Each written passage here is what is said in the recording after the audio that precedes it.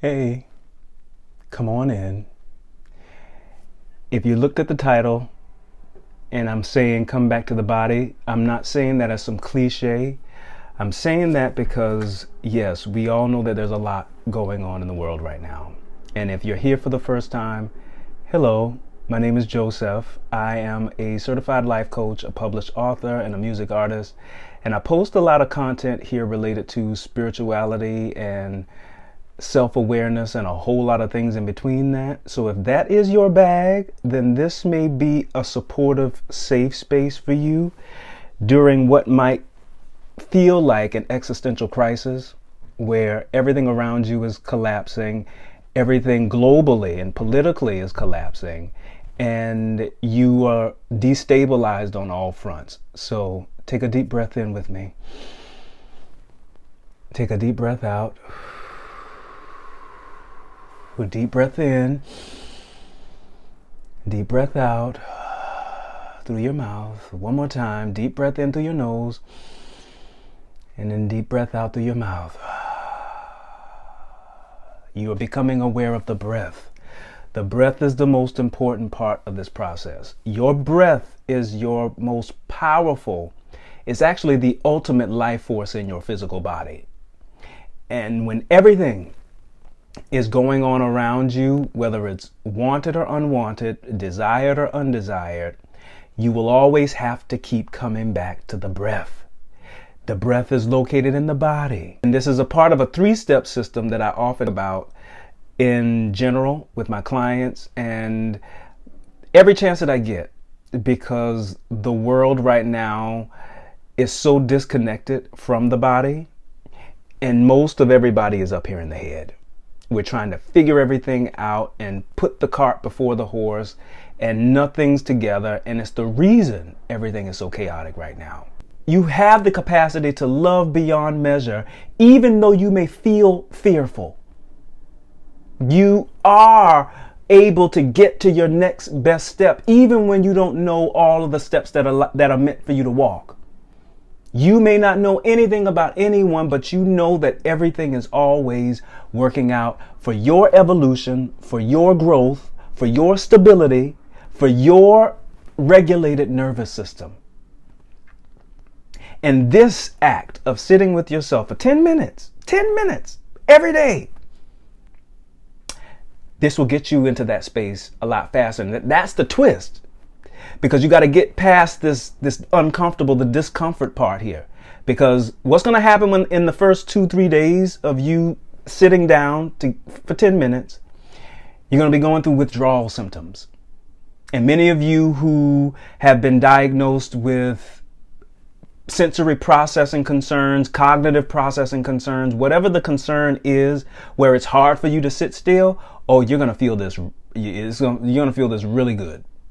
You're going to feel it really good. But take your breath, come back to your breath, because there are certain things that you can do to maintain and stay in the space here. There's a few things that I like to offer.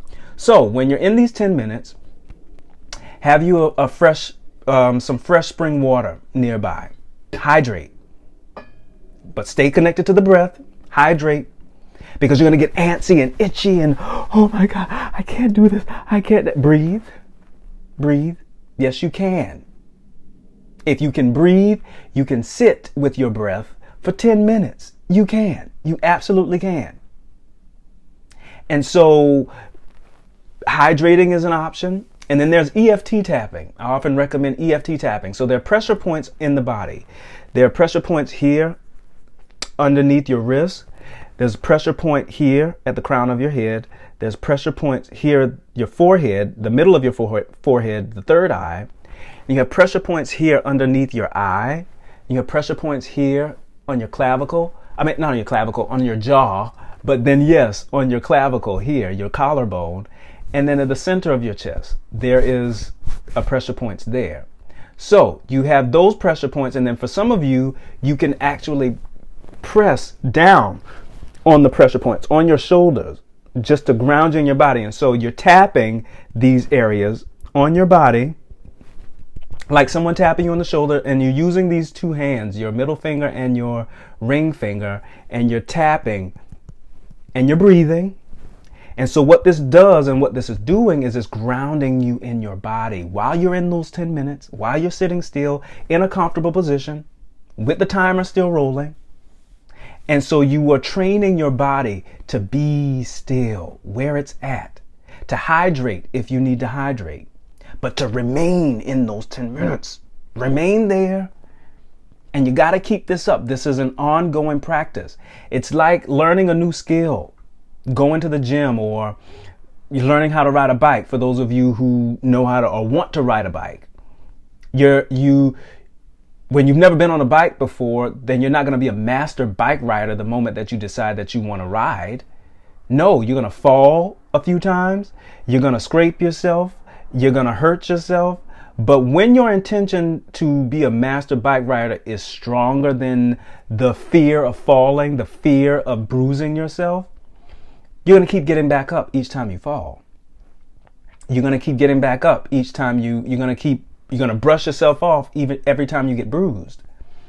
And then suddenly, out of nowhere, with enough practice and enough commitment and enough intention, then you naturally begin riding that bike like, I was born to do this. And this is what happens when you're coming back to your breath and your body. You begin to naturally start breathing deeply when no one's asking you or when there's no chaos around you. You just do it because it's something that feels natural to do. And what happens next is often the most magical part, because now your thoughts slow down. Yes. Your thoughts slow down, your emotions slow down, your adrenaline slows down, and then you become more deliberate about the thoughts that you're thinking. You become more deliberate about the feelings that you're feeling. Yes, you have that power. You have that power. And I often like to use the analogy of the social media scrolling loop to describe being more intentional about your thoughts. When you see a post on social media that you don't like, what are you going to do? You're going to scroll past it. You're going to scroll past it until you see something on your feed that you actually like, and it's like, oh, I like this. And when you stop and you pause and you give your attention to that post, the algorithm is now saying, oh, you like that, don't you? And then you scroll past that post and then you get something else similar to that. And it's like, oh, I like this. And you scroll and you get something else that's similar. And then there's something else. And before you know it, you and your algorithm are besties. The same holds true for your thinking and your thoughts and your mind. Yes, they are posts. And when you're seeing a post in your mind that you don't like, swipe. I don't want to see that. Not today. Not right now. Ooh, I like that thought. And that thought usually inspires another thought. And then that thought inspires another thought. And then before you know it, you and your mind are besties. You see how this works? And so the quality of your thoughts shift when the quality of your breathing shifts. And then the quality of your nervous system shifts. Are you seeing the connection here? Because then when the quality of those things change, then the quality of your questions begin to change. You start to question things in a way that you wouldn't have questioned if you were in a dysregulated state. And this also means what you desire from a regulated state is going to be completely different from what you desire in a dysregulated state. Now, this is getting into something really, really juicy, but it's also slippery because your desires are not neutral. They are not. And most of the time, many of our desires, because we live in a very survival mode state, much of what we desire isn't really what we want. It's what we want to fit in to survival. I need you to catch that.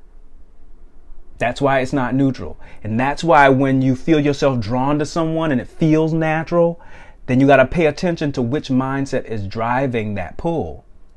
Because if your survival mind is driving that pull, then there's going to be nervous excitement. There's going to be a heightened sense of urgency. There's going to be infatuation. There's going to be butterflies. And you think naturally, oh, that means, oh, this is good. Oh, this is supposed to happen. No, that's a dysregulated nervous system. Yeah. Butterflies, dysregulated nervous system. Infatuation, dysregulated nervous system. A heightened sense of Urgency, that's a dysregulated nervous system. All the questions are looming, all the doom and gloom, all of the worry, all of the anxiety, all of the depression, all of the anger, all of the frustration, all of the things, everything that you come into this video with, all of that is because there is this massive disconnect from the body, this massive disconnect from the heart, and this massive disconnect from the nervous system. We treat the nervous system like it's some intellectual, abstract thing that's outside of us, when it's the very thing that we need to connect to in these times and in the times to come. And it's what we've needed to connect to even before these times. Because nothing here is new, folks. Nothing here is new. As they say, there's nothing new under the sun. That is a literal and a figurative statement. It's a concept and it's something that has to be embodied. But in order to get to that space, you got to come back to the breath and the body.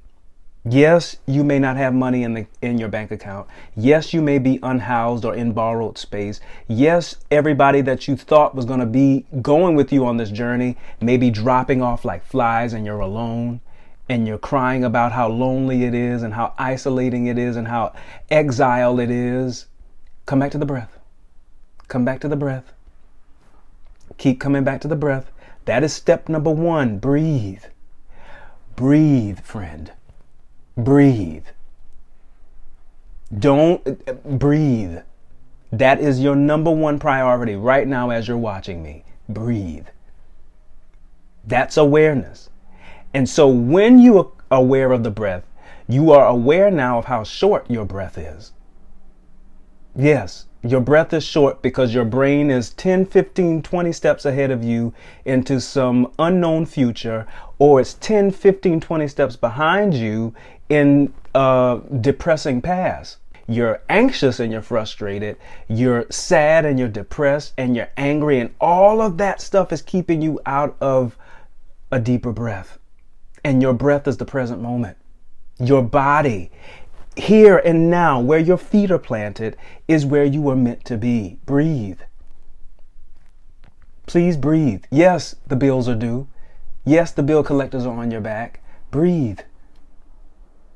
Yes, you don't know what your future holds. Breathe. You have that right now. And I'm saying this over and over because we're creatures of habit here. You've been in the habit of being anxious and frustrated, being in the habit of sulking in your woes and your depression and your sadness, and that has become your reality. And so, of course, the systems around us are preying on that, and everything that you scroll is doom and gloom, and you think that that's fate. No, it's really mirroring the depression and the anxiety and the frustration that you're not breathing through. Breathe, friend. Breathe. Because that's awareness. The awareness of your breath is step number one. The awareness means that you are here, right now. You are not there in the exaggerated future. You are not there in the exaggerated past. And I know I'm probably pointing in opposite directions where you're thinking over here is the past and over here is the future. Stay with me here. Breathe. Breathe. And so when you're aware of the breath, this brings us into step two, because now you're asking, well, Joseph, I'm breathing. I need to breathe deeply. And then what you're doing when you are trying to breathe deeply, you're thinking, breathing deeply.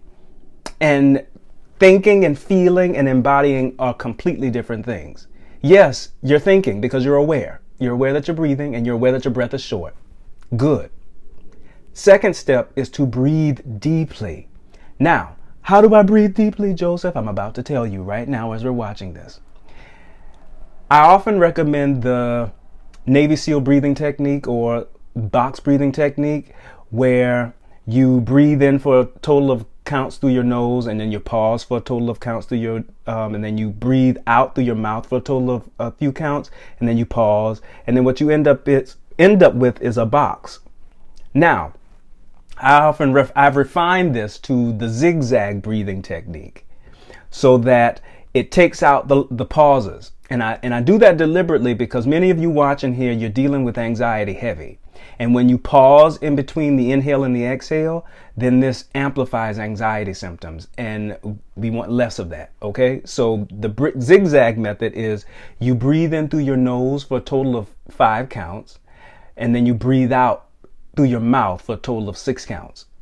And so the pause is very slight. And so it just gives you a beat to breathe in and then breathe out again.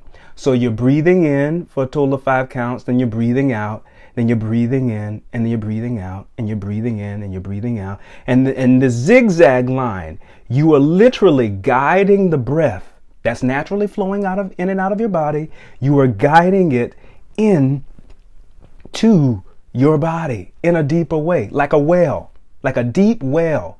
You are literally traveling and allowing the breath to flow as deep as it can possibly go.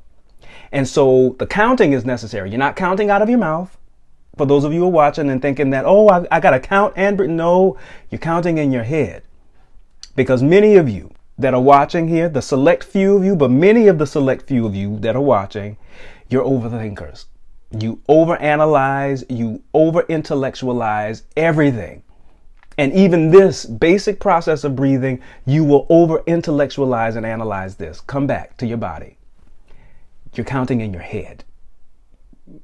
And so the counting is necessary because your brain needs something to do. Your brain cannot sit still. It's an ever-going run-on sentence. There's always something going on up there. And your job isn't to stop it from wanting something to go on. Your job is to give it a task to do so that your body, your physical body, can do what it's been designed to do. Breathe. So the counting gives your brain space to pace out the breathing so that while you're zigzag counting, you are allowing the breath to flow into your body more deeply. And then you are giving your body, you're giving your mind the pace. You're creating the pulse with your mind. And something magical happens here.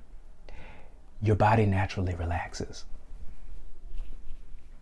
Yes, your shoulders drop, your forehead relaxes, your jaw unclenches, your body unclenches, your pelvic floor unclenches. Yes, your cheeks unclench. Because that's where a lot of your weight and your pressure is.